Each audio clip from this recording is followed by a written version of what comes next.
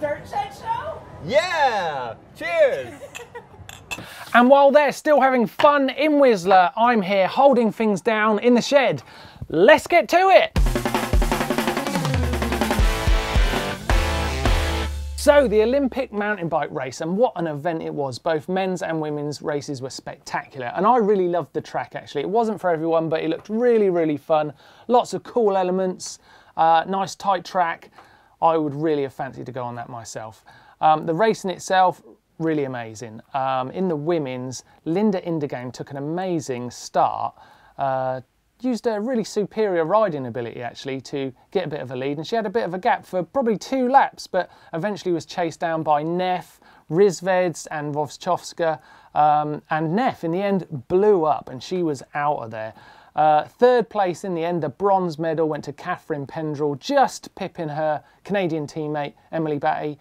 Wojciechowska got the 2nd place, silver medal, and Rissveds, too powerful in the end, taking gold. Jenny Rissveds, Olympic champion. The men's race was a slightly trickier ordeal because some overnight rain had made the track really slippery, and this race featured Peter Sagan, world road race champion, who was starting from the back of the grid because he had no real world ranking of any recognition, and he used his sprinting powers that got him the green jersey in this year's Tour de France to slice through the pack, and he looked really threatening. But a puncture was to deny us finding out what Peter Sagan could have done in this race, and he didn't really feature, as did Julian Absalon, which was a real shame because this is his last Olympics. He's retiring as a professional mountain bike rider this year, but he just didn't have the legs for it on the day. 3rd place and bronze medal went to Carlos Coloma, who beat out Maxime Marot for that position. 2nd place and silver was previous Olympic champion Yaroslav Kulavi, and the gold went to Nino Schurter, which means he's now got a gold, silver and bronze in the Olympics, and this year on his current form could end up being world champion, World Cup champion and Olympic champion all in 1 year. Crankworx has been absolutely amazing. There's been so many events going on this week. We saw that the Canadian Open took place, the downhill race that they have here.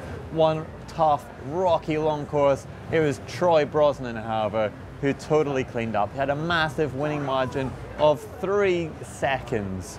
The Aussies cleaned up on that. Jack Moyer was 2nd, Mick Hanna was 3rd, Tracy Hanna won the women's race. Wow. Pretty impressive. What a race it was. And the main events, the Joyride slopestyle competition took place. It was a crazy event. The riders found it really hard to put a full run together on the first run. It was really windy. There's so many features on the trail that they had to trick every single jump, so we saw a lot of mistakes. Yeah, the biggest one, however, has got to be Brandon Semenuk. He tried that cab 180. He nailed it. It was absolutely amazing. I've never seen that before. So rolling 180 into a drop, rolling backwards off the drop and 180 and down it. Unfortunately messed up the very next jump, so totally out of contention. It's a real shame to see Rogatkin do almost exactly the same crash on both his runs. Cork 720 and he couldn't just make the distance. But I thought it was a really good ride by Ryan Nyquist. Good to see the old BMX legend riding down the course. And 2 brilliant rides from the young Swedes, Fredriksson and Johansson in 3rd and 4th. But I've got to shout out to 2nd place. Tommy G absolutely threw down. He was the only person I thought might possibly come close to beating Reader. He threw down an amazing run. It was almost flawless. But what can you say about Brett Reader? So Cork 720 and then an opposite Cork 720, fast plant 360. And the best thing about it for me was it's just absolutely perfectly smooth. So he nailed a massive score of 93 and came away with a well-deserved win. Big news from Crankworx Whistler is that for next year it's actually extending. There's going to be more rounds. So they're going to add a 4th event, Innsbruck, Austria. That goes along with New Zealand, France, Whistler, and now Austria. Amazing. That's going to be awesome. I hope that we get to go. Fails and bails, love this bit of the week. First video is from Zanice, who comes into this rocky section nice and quick, over there, bang, over the bars. Oh man, wow, he hit that rock pretty hard. He looks like he was all padded up, so he got out of that one safely, and it's really got me in the mood for some more fails and bails. So let's see the show reel. Run VT!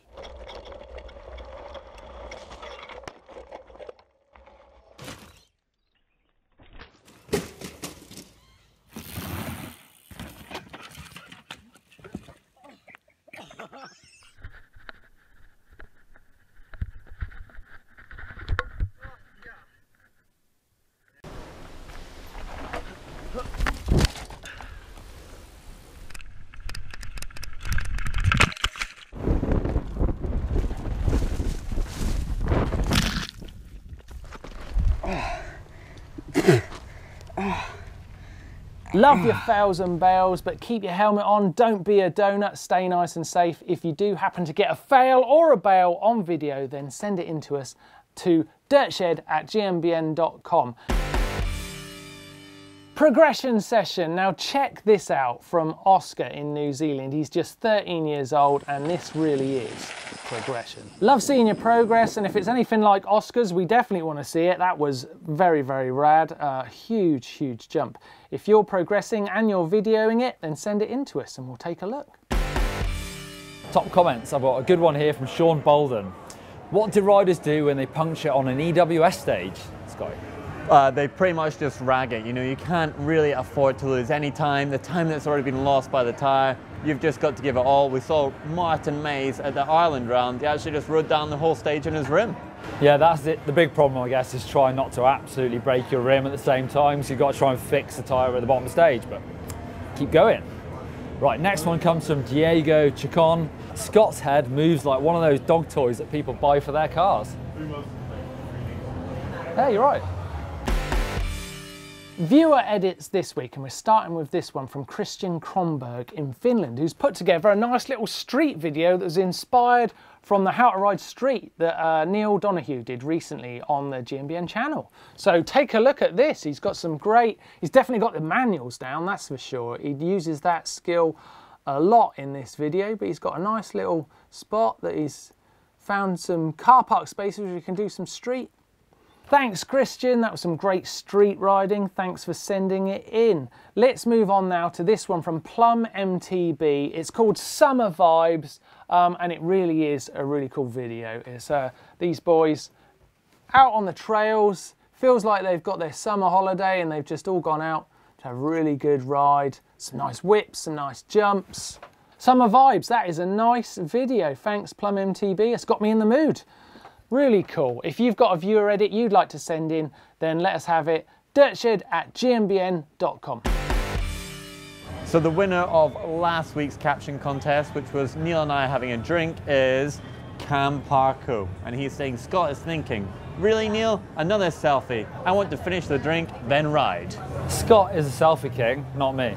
This week's caption contest, a picture of Scott, Jesse Malamed, EWS racer. Gangster, what up? Yeah. I don't know.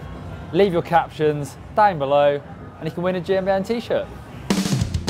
Okay, you know what time it is? It's time for the bike vault. Let's get in there. And this week we're starting with Rocco Lee's Rally. It's his 6th try of getting in the bike vault. You've made it, Rocco, you're in. It's in Napa in California. It's nice. Bailey Jackson, sometimes known as Bales and sometimes even as Nails. His Norco C7.3 out in the woods there, looking very nice. Yeah, I like that one. Mick Durnham, Bamboo Bikes, Bamboo Fat Bikes. Wow, he built these himself. They're super nice. If you built them yourself, that is super nice. Well done, Mick. Kim Maspat, his Rose Uncle Jimbo. That's at Mount Snowdon. I know that spot. It's very, very nice there. Enjoyable. And that is a nice bike. Oh my God, Pierre Roy. What a pile of logs in the background. Your Norco though is super nice. Alberta, Canada. Looks like a good bike. Ah, and this one from Kevin. An awesome looking Canyon. On his bike packing ride in Germany. Some incredible mountains in the background. That is super nice. Oh, that's the end of the bike vault this week. Please keep your bike vault pictures coming to dirtshed@gmbn.com and look forward to seeing them. Tech of the week. SRAM has acquired ShockWiz. Scott, do you know what ShockWiz is? I do indeed. It is a data acquisition device. So it's developed, it clips onto your actual valve and it can really just work out what your suspension's doing. You might need to change it a little bit depending on a stage if you're racing enduro or for a downhill track specifically.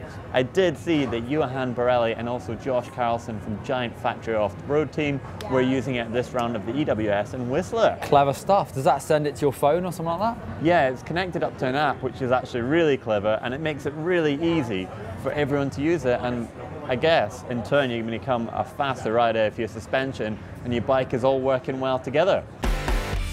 Insta Bangers. I'm going to throw it straight to Malbird. We went on an epic ride in Whistler all the way down from top of the world. We had a lot of fun, and she is definitely the selfie queen. Look out for a few tips coming very soon. And I'm going to throw to Jesse Melamed, top EWS racer. He actually came second here last weekend. Brilliant rider, and joined us for a ride that you'll see soon on the channel. These are good yam fries. Anyone want some yam fries?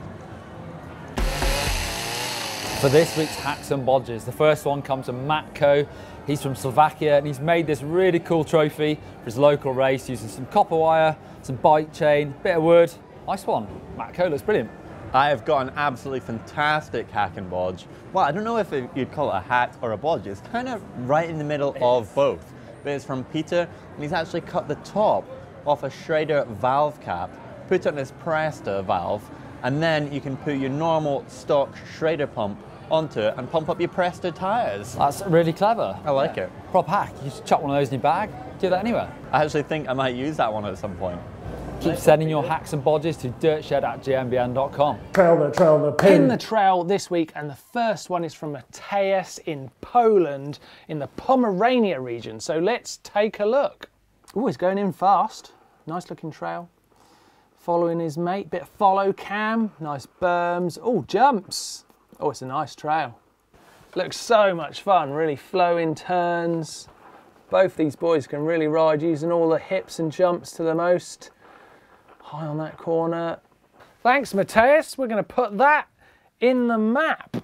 This week I've been riding with Jackson Goldstone a little bit. He is a 12-year-old and he is a shredder. We rode down A-line, and check out this clip of him railing these two massive berms and straight into this massive booter. We're both in the air at the same time and getting a little bit sideways. And the question is, what is your favourite trail in Whistler? I'm sure a load of our viewers have been here, so send them in for a chance next week to be in Pin the Trail. It's going to be a Whistler special.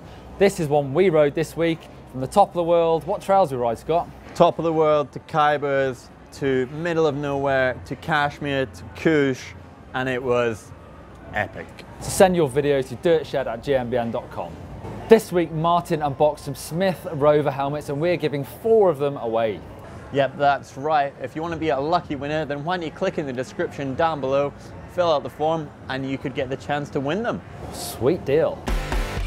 Coming up on the channel this week, it starts tomorrow with Tani Seagrave's Pro Bike, and then on Sunday we've got our e-bikes fast. On Monday we've got how to make your bike quiet, stage 2, and then on Tuesday you can expect a top 5 from the boys in Whistler. They're sending us something back.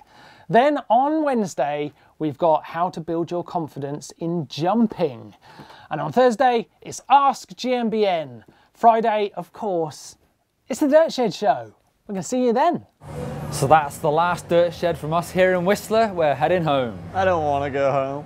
But if you want to see more videos from GMBN, you can click here for Tubes versus Tubeless in the lift line. Or you can click somewhere right here and you're going to get to Jackson Goldstone's top 5 trails, and they were a lot of fun to ride. Click on the Joyride course to subscribe to GMBN. It's totally free.